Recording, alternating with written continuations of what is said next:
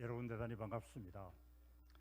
아마도 성경에 등장하는 인물 외에 제가 제일 존경하는 인물이 바로 존 켈빈입니다. 그 켈빈을 기념하는 이 교회에서 제가 말씀을 전하게 된 게 얼마나 감격스러운지 모르겠습니다. 저는 그러니까 76년에 이제 총회신학교를 가기 위해서 혼자서 사당동에 있는 총신 건물을 찾아갔습니다. 그때는 겨울 방학이어서 학교가 텅 비어 있었는데 본관 건물 그 입구 벽에 걸려 있는 칼빈의 초상화를 보고 정말 저는 압도당했습니다. 그래서 그때부터 칼빈은 평생 동안 저를 따라다니면서 저에게 도전해 주셨고 저에게 용기를 주었고 그리고 저의 신앙을 바로잡아준 인물 중에 한 사람이 바로 존 칼빈입니다. 저는 지금 현재 미국의 인디애나 주에 있는 그레이스 신학교라는 학교에서 사역을 하고 있는데, 여러분에게 설명드리기 쉽게 설명을 드리면 시카고에서 남쪽으로 자동차로 한 2시간 반쯤 걸리는 거리에 있습니다.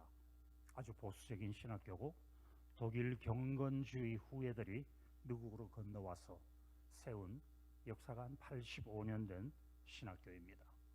학부가 한 1,500명 학생이 있고 그리고 신학부에 한 200여 명의 거의 미국 백인들 99%가 미국 백인들이 다니는 신학교입니다. 그 학교에서 제가 지금 13년, 14년째 사역을 하고 있는데, 여러분이 사랑하시는 우리 담임 목사님 강민석 목사님께서 저희 신학교에서 박사학위 공부를 하고 있습니다. 아마 모든 것이 정상적으로 진행되면 내년 5월에 학위를 받게 되실 터인데, 여러분들 뒤에서 많이 기도로 후원해 주시기를 바랍니다. 오늘 제가 설교 제목을 정한 것이 예배자의 축복이라고 말을 했는데, 조금 더 정확하게 표현하면 예배자가 받을 축복입니다. 진정한 예배자가 받을 축복이라고 다시 제목을 바꾸겠습니다.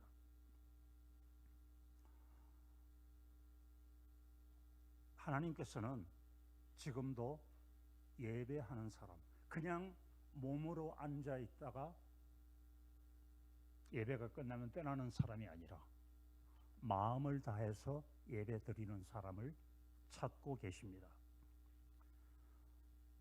하나님 앞에 우리는 예배를 2가지 모양으로 드릴 수 있다고 저는 생각을 합니다. 생각은 다른 곳에 가 있으면서 몸만 앉아서 예배를 드릴 수도 있고, 아니면 마음과 정성을 다해서 예배를 드릴 수가 있고. 그런데 우리는 사람이기 때문에 2가지 모양으로 다 예배를 드릴 수가 있습니다.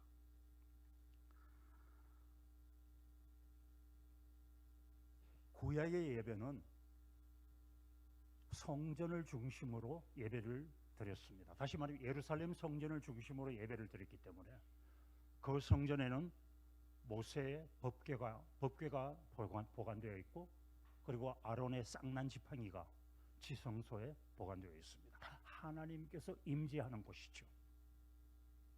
유대인들에게는 굉장한 의미가 있는 성전이었습니다.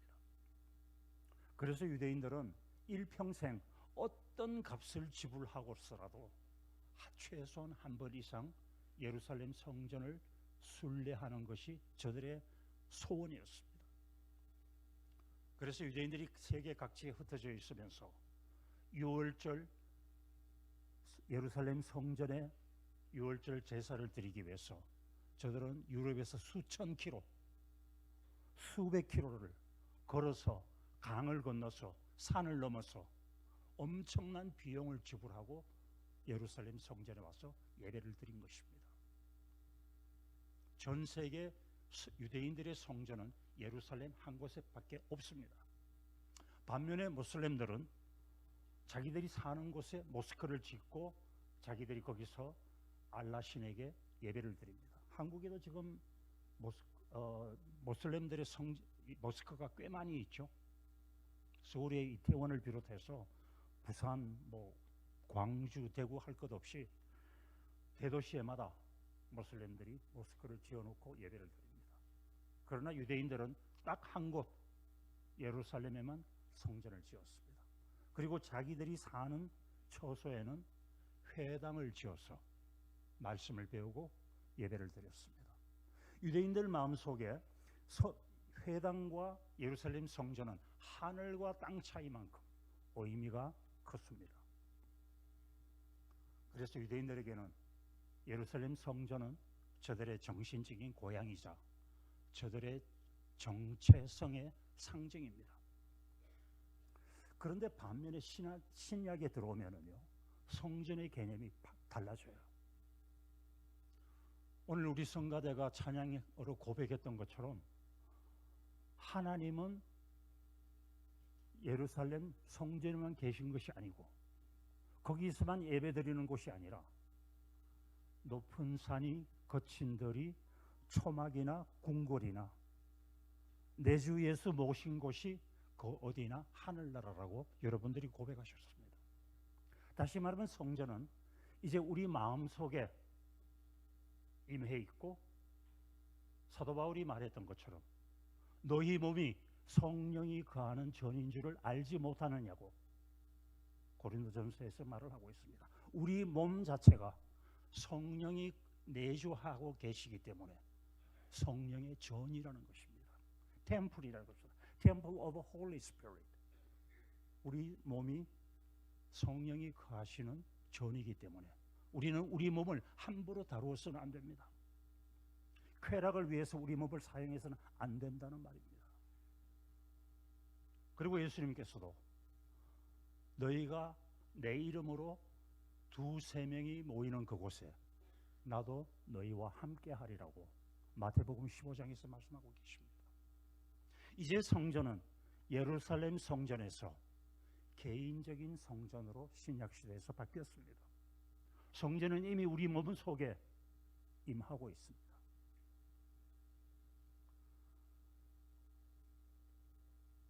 구약의 성전이나 신약의 성전의 그 모양은 달라도 한 가지 변하지 않는 진리가 있습니다.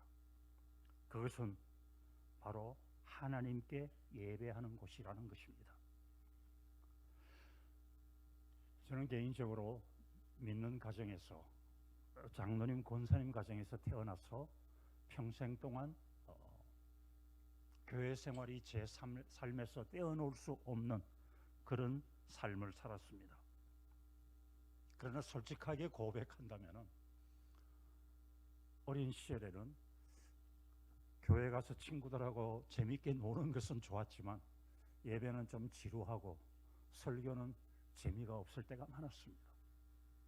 그래서 그냥 예배는 아버지에게 꾸중 듣지 않기 위해서 대충 앉아서 예배를 때우고, 그리고는 예배 끝나고 친구들하고 놀고 친구들을 만나는 것이 더 재미있었습니다.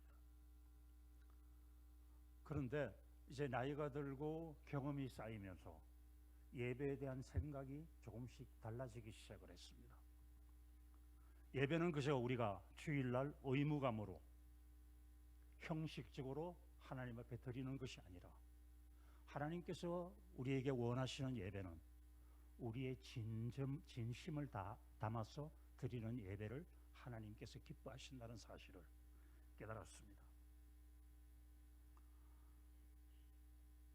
그래서 하나님께 감사함으로 예배실에 들어와서 하나님 앞에 내 마음의 무릎을 꿇고 하나님 앞에 감사하고 자신의 잘못을 하나님 앞에 고백하고 용서를 구하고 하나님의 은혜를 기다리는 것은 우리 성도들의 너무나 기본적인 예배의 자세라고 생각을 합니다. 예를 들어서 제가 어떤 사람에게 큰 호의를 베풀었는데 그 사람이 저를 찾아와서 감사를 표현하는 것이 그저 입에 발린 소리로 감사를 표현한다면 그의 말이 제 마음에 와닿지를 않을 것입니다. 그러나 만일 그 사람이 저를 찾아와서 정말 진심을 담아서 저에게 감사를 표현했다면 저는 그 말을 듣고 감동을 받을 것입니다. 우리가 하나님 앞에 예배드리는 자세도 마찬가지입니다. 우리가 10년, 20년, 30년 신앙생활 하다 보면은 주일 예배가 우리에게 습관화 될 수 있습니다. 그냥 기계적으로 별다른 감동 없이 예배 시간에 시간 맞추어서 앉아서 예배드리고 그리고 1시간이 지나면 교회를 떠나는, 그렇게 될 가능성이 아주 높습니다. 왜냐하면 우리가 연약한 사람이기 때문입니다. 그런 사람들을 두고 미국 교회에서는 뭐라고 부르느냐 하면요, 여러분이 앉아 계시는 이 장의자를 영어로는 pew라고 말을 합니다. P-E-W. 그런 사람을 두고 미국 교회에서는 농담으로 pew warmer, 장의자를 따뜻하게 하는 사람, 의자만 따뜻하게 했다가 떠나는 사람. 지금 미국 교회가 심각합니다. 예배가 그저 형식적으로 흘러가고 진정한 헌신은 예배에서 찾아보기 어려운 그런 교회들이 미국에는 아주 질비하고, 아마 한국 교회도 그런 교회가 많으리라고 저는 개인적으로 생각을 합니다. 우리를 창조하시고 우리를 죄에서 구원하시고 날마다 우리와 함께 하시는 하나님, 이제 우리가 너무 많이 들어서 식상해버렸습니다. 너무 많이 알고 있고 너무 많이 들었습니다. 그러나 이 말씀들을 우리가 깊이 음미를 해보면 굉장한 의미가 그 속에 담겨져 있습니다. 하나님은요, 남성도 아니고 여성도 아니고 중성도 아닙니다. 인간의 어떤 성으로 표현할 수 없는 분이십니다. 그러나 하나님께서 자신을 유대인들에게 설명하기 위해서, 유대인들이 쉽게 이해하기 위해서 자신을 아버지라고 은유법으로 표현을 했습니다. 또 어떨 때는 목자라고 표현했고 어떨 때는 어미 독수리로 표현을 했습니다. 어미 독수리가 새끼 독수리를 훈련시키듯이 내가 너희를 훈련시킨다고 얘기를 했고, 어떨 때는 어미 닭이 병아리를 나래 아래 품어서 보호하고 양육하듯이 내가 너희를 보호하고 양육했다고 그렇게 은유법을 써서 설명을 했습니다. 인간들은 지혜가 부족해서 하나님의 그 형상, 하나님의 그 본질을 그렇게밖에 이해하지를 못했습니다. 그래서 우리는 우리를 지으신 하나님, 우리를 인도하시고 보호하시는 하나님 앞에 나와서 기쁨으로 감사함으로 예배를 드려야 하는 것입니다. 오늘 이 본문 말씀에 보면은 그 유대인들이 이제 하나님 앞에 예배드리기 위해서 성전으로 들어갈 때 찬양하며 노래하며 들어가는 그 장면을 설명하고 있습니다. 여기 1절에 보면 온 땅이여 여호와께 즐거운 찬송을 부를지어다 라고 되어 있는데, 찬송을 부른다는 말은 물론 뭐 찬양하다는 그런 뜻도 있지만 이 루아라는 히브리어 동사는 환성을 지르다는 뜻입니다. 여러분들 우리 왜 그 아이돌, 그러니까 청년 걸그룹들이나 뭐 BTS입니까? 이런 아이들이 공연을 할 때 관중들이 아주 환호를 지릅니다. 박수를 치고 큰 소리로 응원을 합니다. 그런 것을 히브리어로 표현할 때는 루아라는 동사로 표현을 합니다. 하나님을 찬양을 할 때, 성전에 들어가면서 예배를 드릴 때 그냥 별 감동 없이 습관적으로 들어가는 것이 아니라 저들은 찬양하며 소리 지르고 감사를 큰 소리로 표현하면서 성전 안으로 들어갔습니다.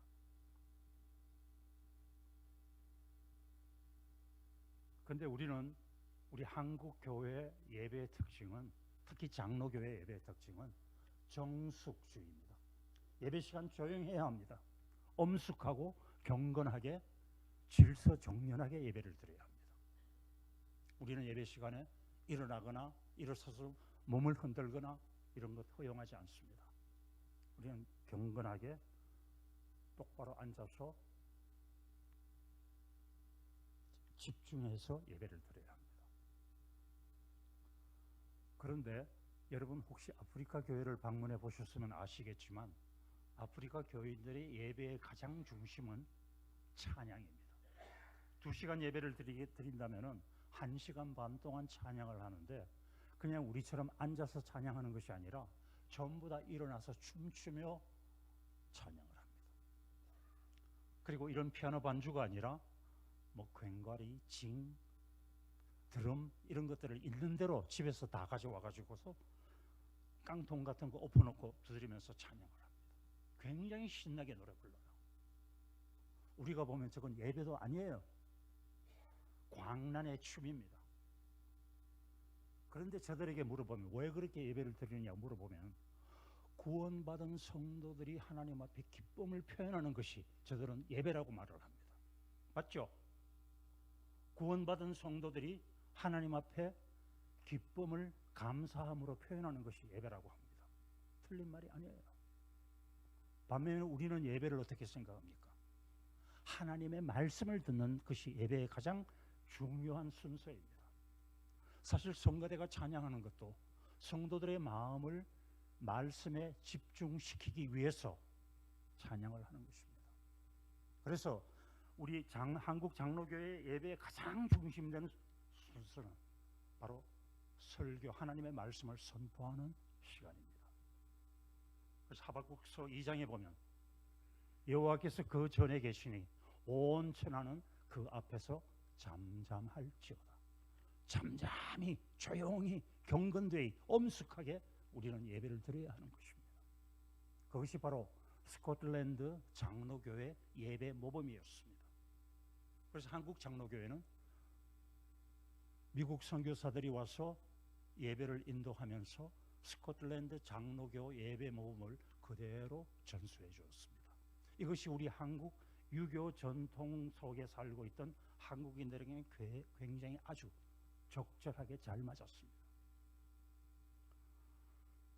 그런데 문제는 하나님께서는 우리의 그 경건하고 조용하고 엄숙한 예배도 기쁘게 받아들이시지만 동시에 아프리카인들의 그 광란의 춤, 찬양하며 노래하고 춤추고 어떤 사람들은 발을 막 구르면서 찬양을 합니다. 그런 예배도 하나님께서는 기쁘게 받으십니다. 아멘. 여러분들 지금 우리 칼빈 교회 유치부 한번 가보십시오. 아이들은 이제 말을 막 배우는 아이들이 혀도 제대로 잘 돌아가지 않는 그런 아이들이 찬양하고 고사리 손을 모으고 기도하는 것 하나님께서 기쁘게 받으십니다. 우리처럼 아주 유창한 문장으로 기도하는 것도 기쁘게 받으시지만 그 꼬맹이들이 아주 서툰 기도하는 것도 하나님께서 기쁘게 받으시는 것입니다. 우리가 아프리카 교인들의 예배를 비판해서는 안 되는 것처럼 아프리카 교인들이 우리처럼 부동자세로 입만 벌려서 찬양하는 그런 우리의 예배도 비판해서는 안 되는 것입니다. 그것은 바로 예배라는 것은 그 나라의 문화를 반영을 하고 그 나라의 신학을 반영을 합니다. 그래서 제가 우리 그리스 문화교류학 강의 시간에 선교사들에게 그것을 가르칩니다.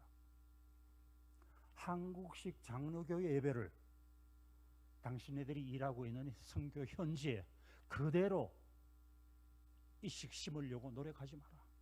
그 사람들은 그 사람 나름대로 그들의 문화에 맞는 예배 형식이 있다. 그것을 우리는 존중해야 한다.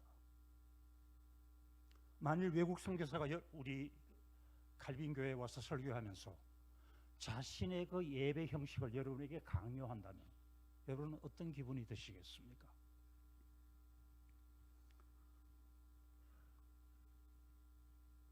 문제는 우리가 예배의 어떤 면을 강조하느냐에 따라서 우리의 예배 모양은 달라집니다. 그러나 어떤 형태의 예배를 드리든 간에 우리는 하나님 앞에 진정을 담아서 예배를 드려야 합니다. 하나님께서는 그것을 원하십니다.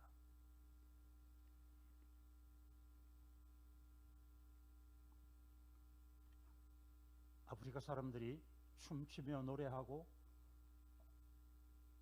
우리가 보기에는 광란의 춤을 추는 것 같아도 저들에게는 그것이 하나님 앞에 드리는 감사의 표현입니다. 그러나 우리는 동시에 그 말씀에 깊이 들어가서 하나님께서 우리에게 주시는 그 음성을 듣기를 원하기 때문에 우리는 조용히 엄숙하게 경건하게 예배를 드려야 하는 것입니다. 여기에 보면 온 땅이여 여호와께 즐거운 찬송을 부를지어다고 했습니다. 유대인들이 하는 말이 온 땅이여, 다시 말하면 온 땅에 살고 있는 모든 사람들, 이방인이든 불신자든 토인이든 원시인이든 모든 사람들이, 온 땅에 살고 있는 모든 사람들이 하나님께 즐거이 부르며 감사 예배를 드려야 한다고 합니다. 굉장히 선교적인 메시지가 강한 말씀입니다. 2절에서는 기쁨으로 여호와를 섬기며 라고 되어 있습니다. 여기서 섬긴다는 말은 노예가 주인을 섬긴다고 말을 할 때 섬기는 그 섬김입니다. 중동 지방에서는 지금도 그렇습니다만 구약 시대나 예수님 시대에는 남녀노소 할 것 없이 다 가죽 샌들을 신고 다녔습니다. 더운 지방이니까 가죽 샌들을 신고 다녔고, 그리고 사막 지방이나 모래가 흙이 있는 비포장도를 오래 걷다 보면 발이 굉장히 더러워집니다. 주인이 하루 일을 마치고 집에 돌아오면 노예는 대야에다 물을 준비해 놓고 주인의 발을 씻어줍니다. 노예가 제일 먼저 주인에게 해야 할 일이 바로 발을 씻어주는 일입니다. 그런데 예수님은 잡히시기 전날 밤에 대야에 물을 담아와서 무릎을 꿇고 제자들의 발을 씻어주었습니다. 정상적으로 말을 하면 제자들이 예수님의 발을 씻어줘야 합니다. 그런데 이것을 완전히 상황을 반대로 바꾸어서 예수님이 종이 되어서 제자들의 발을 씻어주었습니다. 우리는 이 장면을 그렇게 중요하지 않게 생각할지 몰라도 중동 지방 사람들은 이 장면을 보면 충격을 받습니다. 어떻게 하나님의 아들이 제자들의 발을 씻어줄 수 있는가? 그것도 무릎을 꿇고서. 바로 노예가 주인을 섬기는 그 모습을 예수님은 몸으로 직접 보여주었습니다. 베드로가 아주 기절을 했죠. 선생님, 이러지 마십시오. 절대로 이러시면 안 됩니다. 제 발을 못 씻습니다. 씻지 마십시오. 저는 감당하지 못하겠습니다. 너무나 충격적인 사건이기 때문입니다.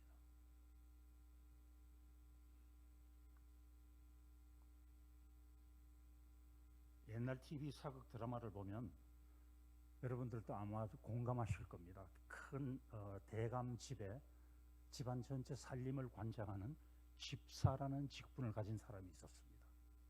그 사람은 물론 종입니다. 그러나 그가 신실하게 대감 집을 잘 섬겼기 때문에 대감이 집안 살림 전체를 그 집사에게 맡깁니다. 그리고 그 집사에게 모든 것을 맡기며 신뢰하고 그가 하는 대로 집사는 다 맡깁니다. 그런데 그분이 예를 들어서 외동딸이 갑자기 열병이 들어서 굉장히 어려운 처지에 놓였습니다. 혼자서 고민을 하다가 대감에게 그 사실을 어렵게 알리면서 도움을 요청합니다. 그러면 대감은 그 집사의 충성을 알기 때문에 자기가 어떤 재산을 팔더라도 그 외동딸을 고쳐줍니다. 그런 드라마들이 있었는데 우리와 하나님의 관계도 저는 같다고 생각을 합니다. 우리가 하나님 앞에 충성을 다하면 하나님께서 우리의 기도를 들어주십니다. 하나님은 왜냐하면 우리를 너무 사랑하시기 때문에 우리의 어려운 형편, 우리의 연약함 다 아시고 우리가 하나님 앞에 기도하면 하나님께서 들으신다는 것입니다. 우리가 하나님을 섬기는 것도 그냥 모양으로만, 외형으로만, 의식적으로만, 습관적으로만 섬길 수도 있습니다. 반면에 진심을 다해 섬길 수도 있습니다. 제가 중학교 다닐 때 저희 학교가 미션 스쿨이었는데 그때가 60년대 중반이었습니다. 2학년 때 학교에서 결정하기를 무감독 시험을 친다고 광고를 했습니다. 중간고사 시간에 감독 선생님이 없어요. 선생님은 교실에 와서 아이들한테 시험지만 나눠주고 나가버렸습니다. 여러분, 이게 어떻게 가능할까요? 그 개구쟁이들한테 감독 선생님 없이 무감독 시험을 치게 했습니다. 교장 선생님이 뭐라고 말씀하셨냐면, 노예, 종들은 주인이 볼 때만 일을 하고 주인이 보지 않을 때는 일을 안 하고 농땡이를 부린다고 했습니다. 그러나 자기 자신이 자기에게 주인이 된 사람은 누가 보든 보지 않든 자기 일에 성실해야 된다고 가르쳤습니다. 저희는 그때 중학교 2학년이기 때문에 그 말을 잘 이해를 못했습니다. 그 개구쟁이들이 그 말을, 그 깊은 속뜻을 어떻게 깊이 이해했겠습니까? 그런데 무감독 시험을 쳤어요. 자기가 자기 주인이 되어서 자기를 감독하라는 겁니다.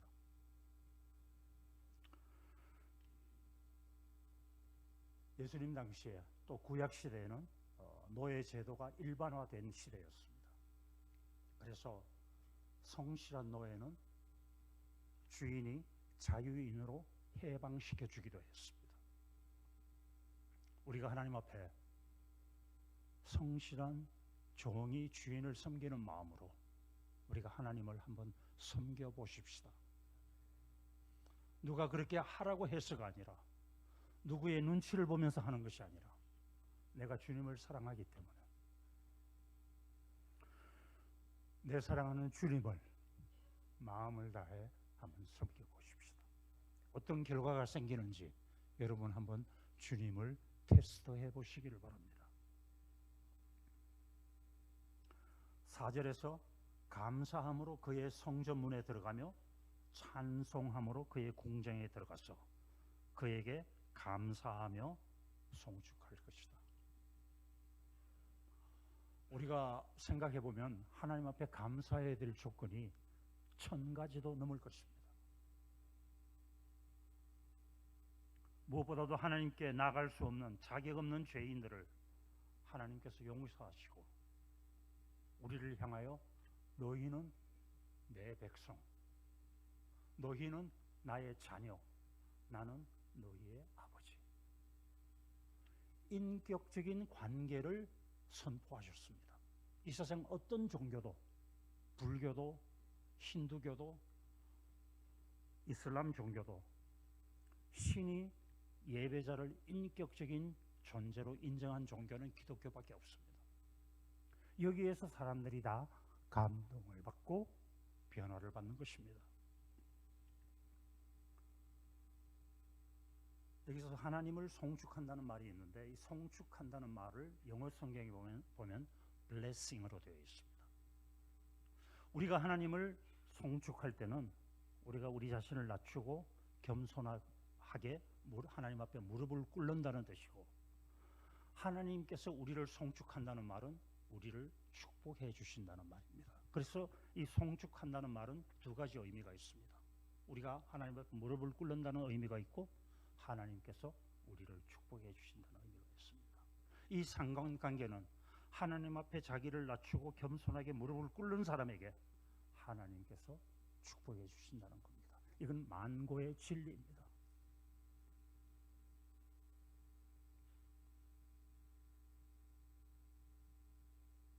저는 대학을 졸업하고 그 이듬해 성경을 혼자서 읽다가 요한복음 15장에서 어떤 말씀에 딱 걸렸습니다. 그 말씀이 무슨 말씀이고 하니, 너희가 나의 명하는 대로 행하면 곧 나의 친구라. 이제부터 너희를 종이라 하지 아니하고 종은 주인의 하는 것을 알지 못함이라. 너희를 친구라 하였노니 내가 내 아버지께 들은 것을 다 너희에게 알렸습니다. 이 말씀을 여러 번 과거에 읽었고 설교도 여러 번 들었습니다. 그런데 그날 이 말씀을 읽는데 이 말씀에 딱 걸려버렸습니다. 그 다음 말씀으로 넘어가지를 못하겠어요. 예수님이 나를 향해서 자기 친구라고 얘기를 했습니다. 여러분, 이게 말이 되는 얘기입니까? 예수님은 하나님이십니다. 하나님이 나 같은 하찮은 존재를 향하여 친구라고 말을 했을 때는 예수님과 내가 동등한 관계입니다. 우리가 보통 친구를 사귈 때는 나와 비슷한 사람, 성격도 좀 비슷하고 가치관도 좀 비슷하고 환경도 좀 비슷한 사람을 우리가 친구로 삼지 않습니까? 그런데 예수님은 비교가 되지 않을 나를 친구라고 말씀을 하십니다. 제가 충격을 받았어요. 그리고 이 말씀을 계속 묵상을 하는데 예수님은 나를 친구로 삼으시기 위해서 자기 자신을 낮추셨는데 십자가의 죽으심으로 내 죄를 용서하시고 나를 자기 친구로 삼으셨어요. 그러고 보니까 문제가 하나 생겼습니다. 나는 친구 대신 예수님께 무엇을 드릴 수 있을까? 드릴 것이 아무것도 없어요. 이제 막 대학을 졸업한 청년이 예수님께 무엇을 드릴 수 있겠습니까? 그래서 저는 제 삶을 주님 앞에 드리기로 그날 헌신했습니다. 그리고 복음을 듣지 못하는 사람들에게 복음을 전할 수 있는 사역을 위해서 기도를 했습니다. 저는 그때 자랑 같습니다만 영어를 상당히 잘 했기 때문에 선교사로 헌신을 하면 책임자가 되지 않을까 생각을 하고 다니던 직장을 그만두고 총회신학교로 갔습니다.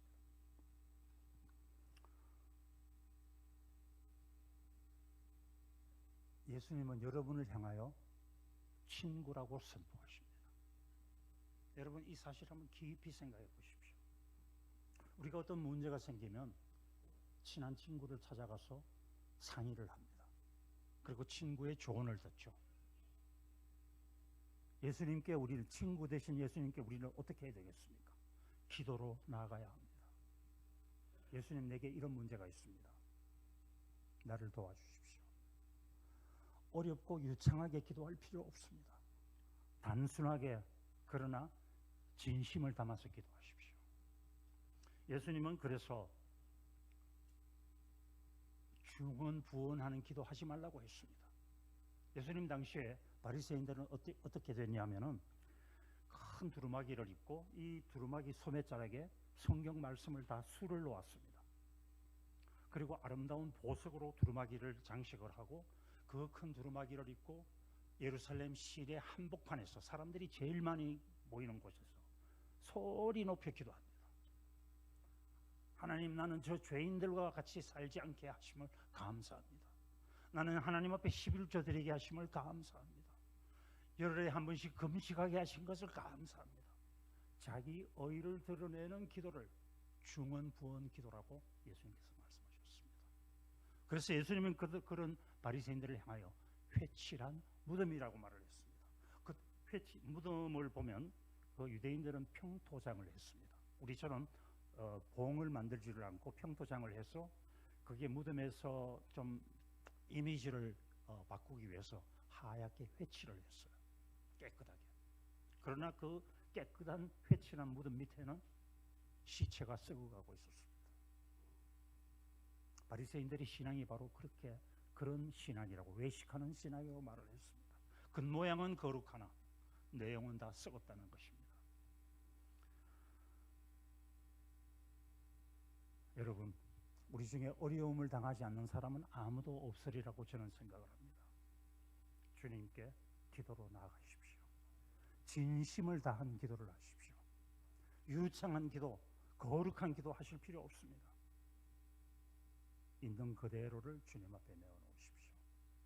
주님이 여러분들을 어떻게 만지시는지 여러분 처음 하게 될 것입니다.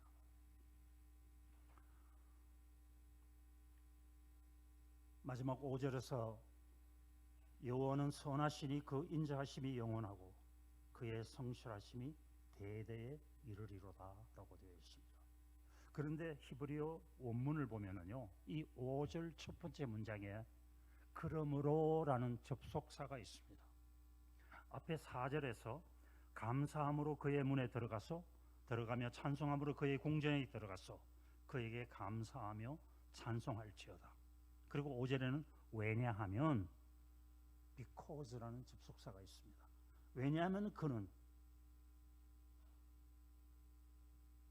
선하시며 그의 인자하심이 영원하고 그의 성실하심이 대대에 이르기 때문에 너희들은 감사함으로 그의 문에 들어가야 한다고 했습니다.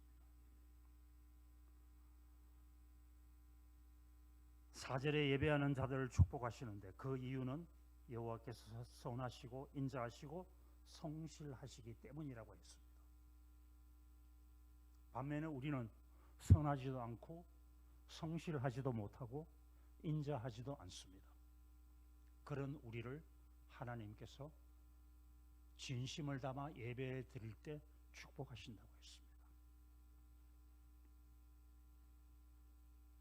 그래서 그런 우리들을 향하여 하나님께서는 너는 내 것이라고 했습니다.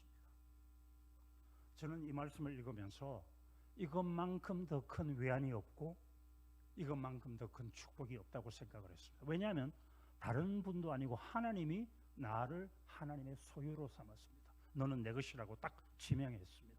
그리고 이마에 인을 딱 쳐주었습니다. 너는 내 것. 너의 신분이 어떻든, 너의 재산이 어떻든, 너의 학력이 어떻든, 사람들이 너를 어떻게 생각하든 너는 내 것이라고 말을 했습니다. 이보다 더 큰 위로가 어디에 있습니까? 지진이 나서 건물이 다 무너지고 지난번 홍수처럼 물난리가 나서 사람들이 다 떠내려가도 하나님은 우리를 지켜주십니다. 전쟁이 나도 하나님은 우리 편이 되어주십니다.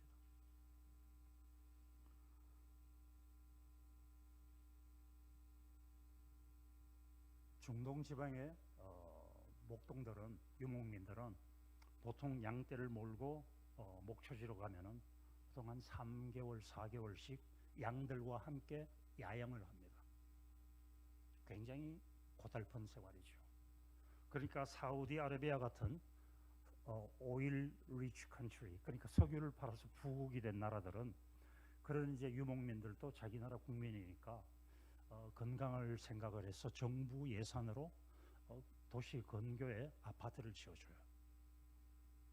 그래서 아파트가 다 완공이 되면 이제 그 상황을 점검하기 위해서 공무원들이 현장에 파견이 됩니다. 공무원들이 아파트 현장에 와보니까 밤에는 아파트에 자는 사람들이 유목민이 아니라 양떼들이 아파트 안에서 자고 유목민들은 밖에서 텐트에서 잠을 잡니다. 왜냐하면 유목민들은 평생 동안 밖에서 야영 생활을 했기 때문에 이 시멘트로 상자처럼 만들어 놓은 답답한 아파트에서 잠을 잘 수가 없다고 했습니다. 유목민들이, 그 목동들이 양떼를 지켜주지 아니하면 양들은 안전하게 풀을 뜯을 수가 없습니다. 여러 번 걸쳐서 구약 성경에서 하나님은 이스라엘의 목자라고 했습니다. 마치 유목민들이 양떼를 지키기 위해서 자기를 헌신하는 것처럼 이스라엘 백성들을 지키시는 하나님은 이스라엘의 목자라고 했습니다. 오늘날도 마찬가지십니다. 하나님은 우리를 지키십니다. 이 확신이 있는 사람은요, 신앙생활이 달라요. 이 확신이 있는 사람은 가정생활이 다릅니다.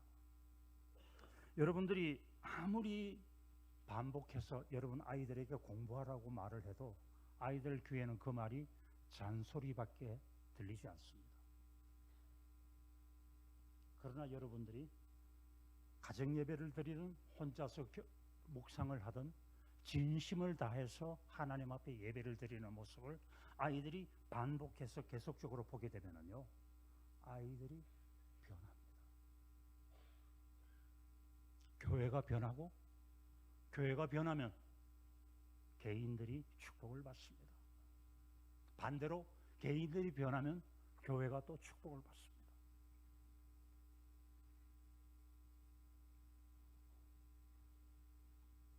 이제 말씀을 맺겠습니다. 오늘날 예배가 무너지고 있다는 걱정하는 소리가 많이 들립니다. 제가 1981년, 82년 그 기간에 부산에 있는 한 교회에서 선교 목사로 사역을 했는데, 그때는 금요 철야 기도회를요, 금요일 밤 10시부터 시작을 했습니다.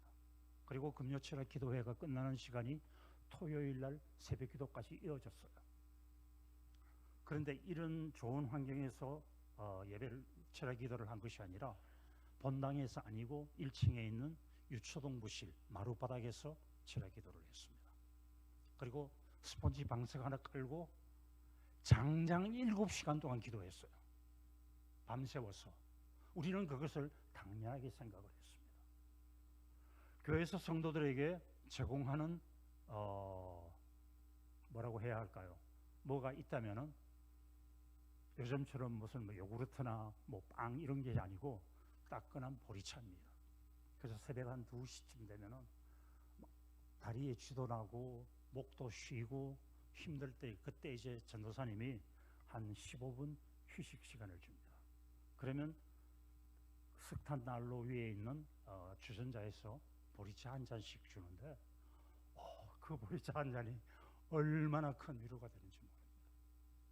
그 교회가 부산 중심가에 있고 예산 중에 현찰이 제일 많은 현찰을 보유하고 있다는 소문난 교회였습니다. 그런데도 밤새워 7시간 동안 무릎 꿇고 기도하는 성도들한테 딱 보리차 한 잔을 줬어요. 요즘 그런 철야 기도를 인도하겠다 하면 교인들이 과연 얼마나 모일까요?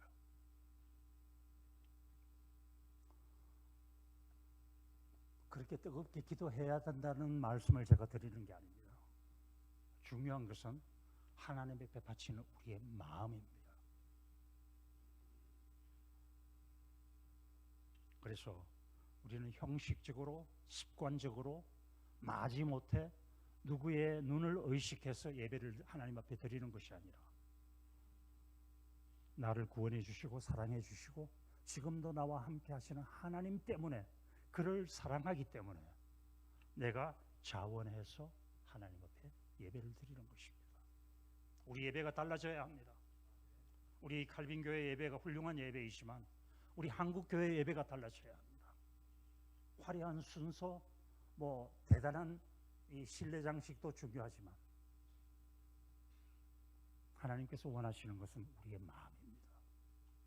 제가요 1989년 러시아가 공산권 무너지기 전부터 공산권 소련에 들어가서 모스크바에서 사역을 했는데요, 그때는 종교의 자유가 없었던 때였습니다.